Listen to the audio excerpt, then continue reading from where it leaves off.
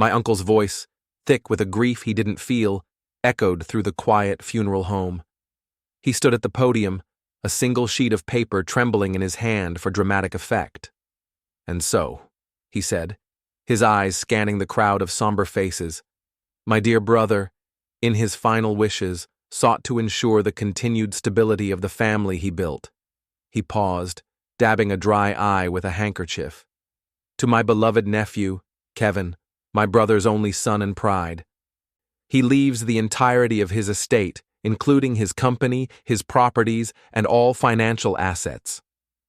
A collective, gentle gasp rippled through the room. My brother, Kevin, sitting in the front row, bowed his head as if in humble acceptance, but I could see the ghost of a smirk on his lips.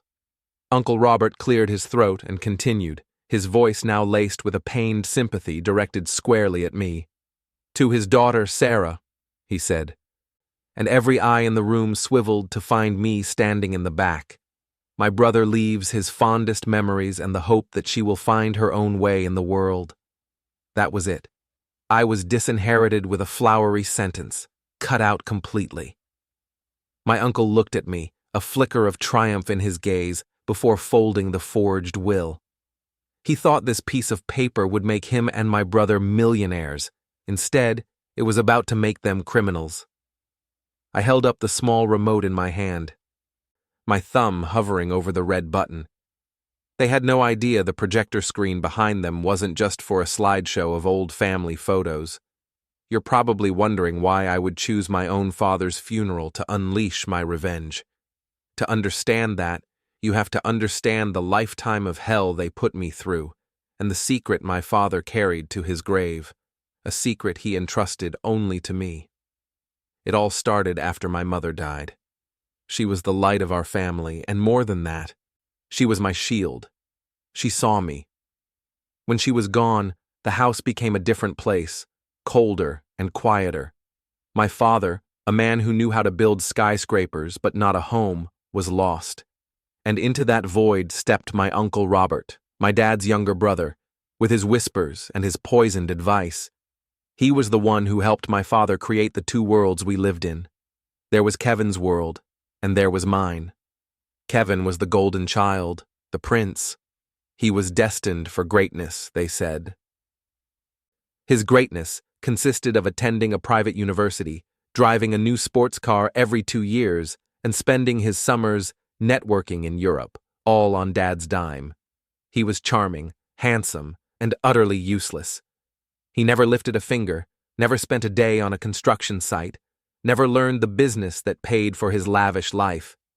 He was told his only job was to be brilliant, to prepare himself to one day take over the empire my father built. He was an investment. I, on the other hand, was an expense. Since I was 15, my father, at Robert's suggestion, decided I needed to learn the value of hard work. My summers weren't spent in Europe. They were spent on dusty job sites, learning to frame houses and pour concrete. After high school, while Kevin was off to his prestigious university, I was enrolled in a local community college for a business management certificate. "It's more practical for your role," Dad had said. My role was to be the company's uncredited, underpaid, all-purpose problem solver. I managed payroll, scheduled crews, negotiated with subcontractors, and smoothed over Kevin's occasional disastrous attempts to help. I was paid a tiny allowance, framed as a privilege, while my brother received a 5-figure monthly stipend. They didn't call it an injustice. They called it character building. They weren't raising a daughter, they were forging a tool. For 10 years, I was the engine of my father's company.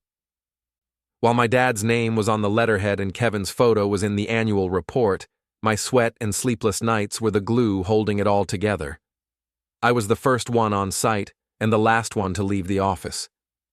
I knew the name of every foreman, the quirks of every piece of heavy machinery, and the cell phone number of every city inspector. When a supplier failed to deliver steel beams on time, I was the one driving to a warehouse in the middle of the night to find a replacement. When a client threatened a lawsuit over a planning dispute, I was the one who sat with the blueprints for 72 hours straight, found the error, and devised a solution that saved the company millions. My father was getting older, his energy fading. He relied on my reports, my strategies, my solutions. But in his mind, I was just the support staff for the real star, Kevin. My brother would waltz into the office twice a week in a $1,000 suit, ask a few superficial questions, and then present my work as his own in board meetings. I'd watch from the back of the room as Dad would beam with pride. "That's my boy," he'd say. "A natural leader. He has the vision." The most sinister part of the whole arrangement was Uncle Robert. He had appointed himself the unofficial CFO, the keeper of the keys. Once a quarter, he would conduct a family audit. He'd sit me down in Dad's office and cross-examine me over every expense, every invoice. "Sarah, can you explain why the overtime budget was exceeded on the downtown condo project?" he'd ask, his tone implying I was either incompetent or a thief. Meanwhile, I later discovered he was signing off on six-figure consulting fees to a company he secretly owned, bleeding the business dry right under my father's nose. He used my diligence as a cover for his own crimes, creating a narrative where I was the reckless one he had to keep in check. I endured it all for one reason. I loved my dad. I believed that eventually he would see past Kevin's charm and Robert's lies. I thought one day he'd recognize who was truly keeping his legacy alive. That hope was my fuel, but it was also my chain. The breaking point came with the Waterfront Gateway project. It was the largest and most ambitious development our company had ever undertaken, a sprawling complex of luxury condos, retail spaces, and a public marina. It was my vision. I discovered the land opportunity, spent 6 months building the proposal, and personally led the presentation that beat out 3 larger national firms. For the next 2 years, that project was my entire life.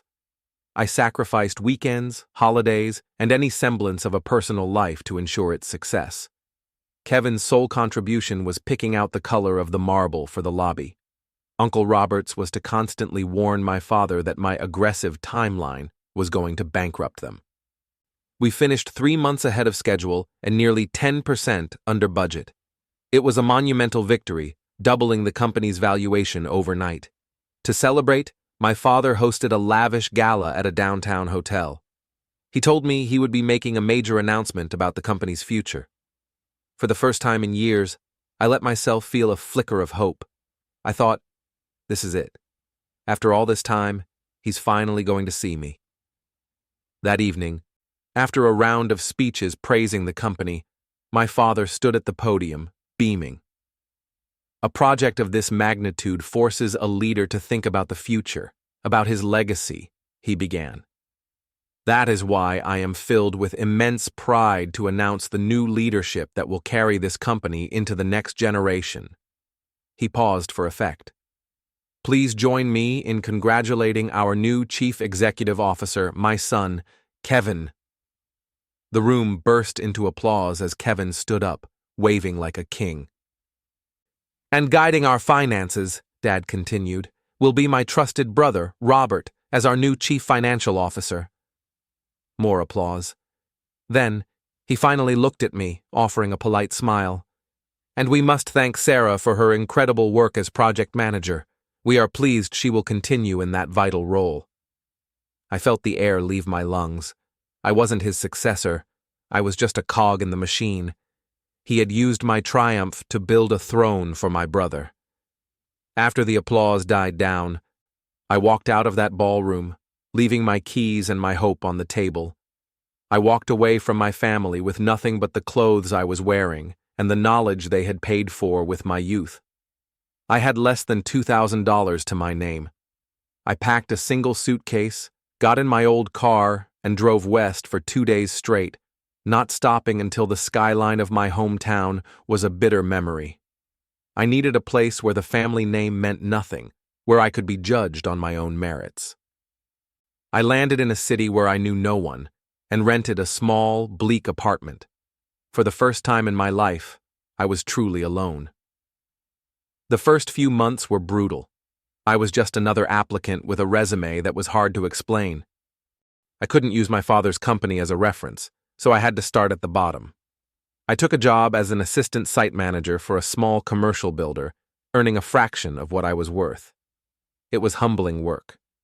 I was fetching coffee, filing permits, and doing the grunt work I hadn't done in 15 years.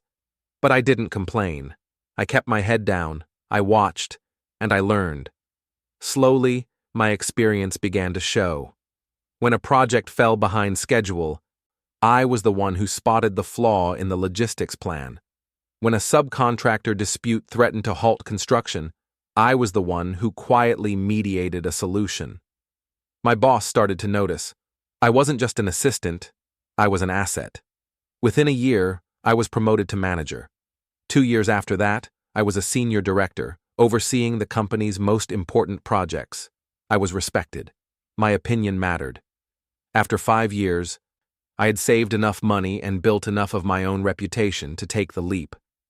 I started my own firm, Apex Construction. It began with just me in a cramped office, but I poured every ounce of the energy I had once given my father into my own dream. My first project was a simple garage renovation. My second was a custom home. Within 3 years, Apex Construction was winning multi-million-dollar contracts. I had become everything my father, uncle, and brother had tried to prevent me from being: a successful, independent, and powerful CEO. I had built my own legacy, and I had done it without them. 8 years had passed since I walked out of that gala. 8 years of silence. Apex Construction had become a major player in the region, and I was living a life I had built with my own 2 hands. I was in my office, a glass-walled space overlooking the city, finalizing the details for a new medical research campus my company was building, when my assistant buzzed me. "Ma'am, there's a man on the line who says he's your father. Should I put him through?" The name felt like a ghost from another lifetime. A cold knot formed in my stomach, but I kept my voice steady. "Yes, put him through." His voice was thin and raspy, a pale imitation of the powerful man I remembered. He sounded old and defeated. He skipped the pleasantries and got straight to the point. The company, our family's legacy, was on the verge of total collapse. Just as I had always known he would, Kevin had run it straight into the ground. He had spent recklessly on vanity projects, made terrible investments to impress his friends, and alienated their most loyal clients with his arrogance. Uncle Robert, the great financial steward, had apparently cooked the books for years to hide the decline while continuing to line his own pockets. Now, the banks were calling in their loans, and they were facing lawsuits from unpaid vendors. The company was hemorrhaging money, and bankruptcy was weeks away. Then came the plea I knew was coming. His voice cracked as he told me he was sick, that the doctors had found something in his lungs. "Sarah, please," he begged, and the sound of it was pathetic. I was wrong. We were all wrong. You're the only one who ever understood the business. You're the only one who can save it. Please come home. He was trying to appeal to the little girl who had spent her life desperate for his approval. But that girl was long gone. I let him finish, the silence stretching out after he was done. When I finally spoke, my voice was devoid of emotion. It was the voice of a CEO, not a daughter. "No," I said simply. He started to protest, but I cut him off. "You made your leadership decisions 8 years ago. You chose your CEO and your CFO. The consequences of those decisions are yours to manage. My name is on a different company now." He started to weep softly, a broken, wheezing sound. "Goodbye, Dad," I said, and I ended the call. I hung up on my past and turned back to the blueprints of my future. I tried to put the phone call out of my mind, dismissing it as the desperate plea of a man facing the consequences of his own choices. But 2 weeks later, an email appeared in my personal inbox. The sender was an encrypted, anonymous address, but the subject line made my blood run cold. "For my true successor." My hand trembled as I clicked it open. It was from my father, but the voice in the text was not the weak, defeated man from the phone. This was the man who had built an empire, sharp, strategic, and ruthless. "Sarah," it began, "if you are reading this, then my fight is over, and yours is about to begin. I cannot apologize enough for my weakness. For years I let Robert's poison fill my head, and I allowed my own foolish pride in Kevin to blind me to the truth. You were the only one who was ever worthy. I failed you as a father, and that is a shame I take to my grave. But in my final months, I have worked to give you the justice I denied you in life." The email went on to explain everything. After his diagnosis, knowing his time was short, he started playing a role. He pretended to be frail and easily confused, allowing Kevin and Robert to grow bolder in their greed. All the while, he was secretly a spider, spinning a web. He had installed hidden microphones in his office and recorded conversations where Robert boasted about his schemes. He had made copies of the fraudulent contracts Kevin had signed. He had meticulously documented every dollar they had stolen, creating a perfect, damning case file. "They will have forced me to sign a will leaving you with nothing," he wrote. "It will be read at my funeral. I want you to be there, Sarah. I want you to let them have their moment of triumph. Let them stand in front of everyone and reveal their character for all to see." Then came the final instructions. He provided a link and a password to a secure cloud drive. In it was a video file titled "My Final Statement." He also gave me the name of an attorney I had never heard of. "Mr. Davies is my true legal counsel. He holds my real last will and testament. He is waiting for your call. I have left everything to you, Sarah. The company, the properties, the accounts, all of it. It's not a gift. It is the restoration of what should have always been yours. Take it and use it to execute my final plan." And so I stood there in the back of the room as my uncle folded the fraudulent will. He placed it carefully on the podium as if it were a sacred text. He looked directly at me, his face a perfect mask of sorrowful duty. "I know this is difficult news, Sarah," he said, his voice loud enough for everyone to hear. "Your father and I spoke about this. He was worried about you, but he truly believed this was for the best. His performance was flawless. He was the benevolent patriarch, forced to carry out a painful but necessary wish." Beside him, Kevin straightened his tie, a subtle, almost imperceptible puffing of his chest. He was the new king, and I was the banished court jester. The air was thick with whispers and pitying glances. I could feel the weight of their judgment. The quiet satisfaction from distant relatives who had always seen me as the difficult, ungrateful daughter. This was the moment they had all been waiting for. The final confirmation that my brother was the chosen one, and I was nothing. They expected me to cry, to scream, to make a scene. They expected me to crumble. I did none of those things. I took a slow, deliberate breath, a technique I had mastered in 100 hostile boardrooms, and I began to walk. The quiet click of my heels on the marble floor echoed in the silent hall. Every head turned to watch me as I made my way down the central aisle, past the rows of stunned faces. I didn't look at any of them. My eyes were fixed on the two men standing at the front, whose expressions had shifted from smug pity to wary confusion. I walked past the front pew, past my brother's shocked face, and stopped right beside the podium. I turned to face the crowd, the small black remote feeling cool and solid in my palm. "That was a very moving performance, Uncle Robert," I said, my voice clear and calm, carrying to every corner of the room. "A truly compelling piece of fiction." Robert's face paled. Kevin took a half-step forward as if to stop me. I raised the remote and aimed it at the large projector screen behind them. But my father had one last story to tell, and he insisted it be the truth. I pressed the button. The serene slideshow of family photos vanished, replaced by the stark image of my father sitting in his leather chair in his study. He was thinner than I had ever seen him, the illness having taken its toll, but his eyes were blazing with a fire I hadn't seen in years. He looked directly into the camera, as if making eye contact with every single person in the room. The silence was absolute. "Hello, everyone," he began, his voice raspy but steady, amplified by the funeral home speakers. "If you are watching this, it means my brother Robert has just finished reading a completely fraudulent last will and testament." A wave of audible gasps swept through the pews. Robert and Kevin were frozen, their faces turning a pasty, sickly white. "That document," my father continued, holding up a copy of the fake will to the camera, "is a worthless piece of paper he and my son coerced me into signing weeks ago, threatening to move me into an institution if I refused."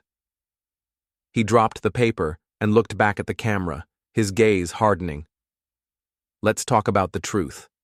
For 5 years, my brother Robert has been systematically embezzling money from my company through a shell corporation called RJG Consulting. I'm sure he'll be surprised to learn that I have copies of every single transfer." My father held up a thick binder. "It comes to a grand total of $4.2 million. I believe the authorities will call that felony grand larceny." Uncle Robert looked like he was going to be sick. "And Kevin," my father said, his voice softening with a deep, profound sadness. "My son, I gave you every advantage, every opportunity, and you used it to take credit for your sister's work while driving the business into the ground with your incompetence and vanity. You are not a leader. You are a child, playing dress-up in a man's suit." Kevin just stared at the screen, his mouth hanging open in disbelief. Finally, my father's eyes seemed to find me through the lens. All the hardness left his face, replaced by a deep, aching regret. "And Sarah, my daughter, my brilliant, resilient daughter. I was a blind, proud fool. I let them poison my mind against you, and it is the single greatest regret of my life. You didn't need me. You went out and built your own legacy, and watching you succeed from afar has been my only comfort. Please forgive me." Tears I didn't know were there began to stream down my face. "My true will," he announced to the room, "is with my attorney, Alan Davies. It leaves 100% of my assets, my company, and my estate to the only person who ever deserved it, my daughter, Sarah. It is my final wish that she takes it all, and that she sees justice served." The screen went black. For a long moment after the screen went black, the only sound was the faint hum of the projector. The air was thick with a silence so profound it felt like a physical weight. Every eye in the room darted between me and the 2 men at the podium who stood as if they'd been turned to stone. Uncle Robert's face was a grotesque mess of disbelief and rage. Kevin was simply staring into the middle distance, his jaw slack, his entire world having crumbled in the space of 5 minutes. Robert was the first to break, his voice a sputtering shriek. "Lies, that's all lies. My brother was a sick man. He was confused, delusional. She manipulated him." But his words were hollow, ringing with the desperation of a cornered animal. No one was listening. Just then, the grand doors at the back of the hall swung open. 2 uniformed police officers stepped inside, followed by an older gentleman with a calm demeanor and a sharp suit, holding a leather briefcase. He walked with an unhurried purpose down the aisle. "That's far enough, Robert," the man said, his voice cutting through the tension. He stopped beside me and gave me a slight, reassuring nod before addressing the officers. "I am Alan Davies, Mr. Miller's attorney. As arranged, I am providing you with the full evidentiary package he prepared, including recorded confessions and certified financial records detailing years of criminal activity by these 2 men. The officers approached the podium. One of them addressed my uncle. "Robert Miller, you are under arrest for fraud, embezzlement, and forgery." The other turned to my brother. "Kevin Miller, You are under arrest for conspiracy and financial elder abuse. You have the right to remain silent. The sharp, metallic click of handcuffs snapping shut seemed to echo louder than any word spoken that day. They were led away, their faces ashen, past the guests who now refused to meet their gaze. Their friends and allies scattered like cockroaches in the light. Mr. Davies turned to me and handed me a simple folder. Ms. Miller, your father was a remarkable man. This is his true will. I took it, my hand steady. I watched as the police car pulled away, carrying my past with it. The inheritance wasn't the money or the company, it was the truth. My father, in his final act, had armed me with it, and I had finally set us both free.